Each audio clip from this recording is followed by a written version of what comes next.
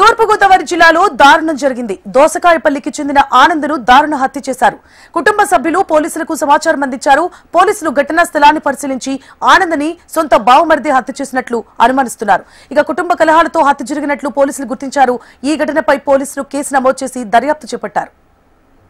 20-25 ఏళ్ళు యువకుడు అతను తన కుటుంబంతో భార్య 2 పిల్లలతో జీవిస్తున్నారు.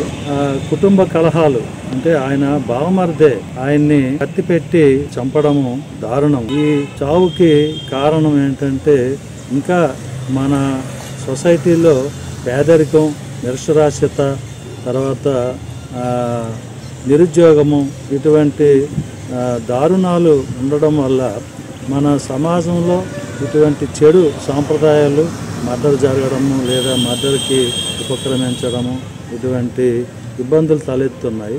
అందుకని నేను మా సిఏ గారు, ఎస్ఐ గారు, మా డివిజనల్ ఆఫీసర్స్ అందరమే ఈ స్కూల్స్, కాలేజెస్లోని అవేర్నెస్ క్యాంపెయిన్ చేసి ఎటువంటి పరిస్థితుల్లో కూడా మనిషి చెడు వాతావరణానికి ప్రోత్సహించకూడదు, చెడు వాతావరణంలోకి మళ్ళకూడదు. వారు ఒక సాంఘిక జీవితానికి అలవాటు పడి మంచి అలవాట్లు పెంపొందించుకోవాలని వారికి సూచించాను.